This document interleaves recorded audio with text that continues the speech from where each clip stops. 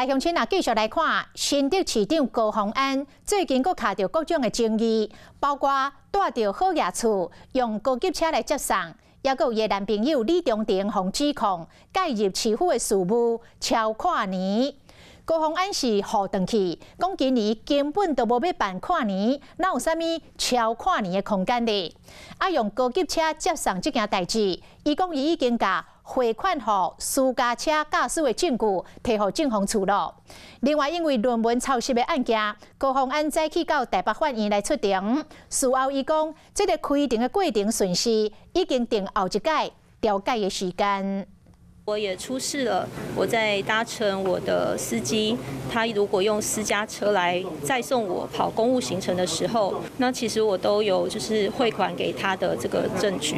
新竹市长高虹安进前，互人指控讲走行程除了有公务车通坐，也有朋友驶高级的进口车甲接送。面对这指控，伊总算出面回应。施淑婷的部分真的是一个乌龙爆料，因为施淑婷那一台白色的 Infinity， 它只是停在我们市府的停车场，它其实完全没有载送过我。一日的8岁，佫向警方处提出伊汇款的证据，因过证据唔安尼尔。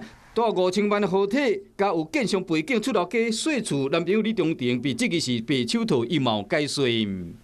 那至于房子的部分，这个部分的租屋是在我的朋友这边李先生来处理的。其实对于我来说，我自己是住在新竹市15年的社区大楼。那我相信他也会将他租屋的这个租赁的这个事情，也会来跟相关的检调人员或者是相关的一些人员会来做一个报告。也有前新竹市文化局长钱康明伫面册写讲，高虹安的老朋友李中庭一日插市政府的事务。讲把该要出去谈新竹的跨年晚会。新竹市跟新竹县政府，我跟杨文科县长，我们已经达成共识，就是在今年我们其实不会办跨年的活动，所以更没有所谓的外界外人可以去干涉或者瞧事情的空间。请假的吗？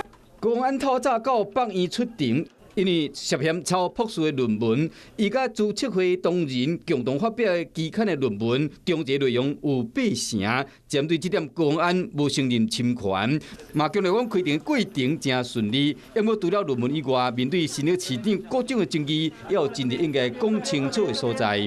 Hello， 我是雷亚，想要抢了先掌握最及时的新闻资讯吗？赶快订阅、按赞、开启小铃铛，锁定华视新闻 YouTube 频道。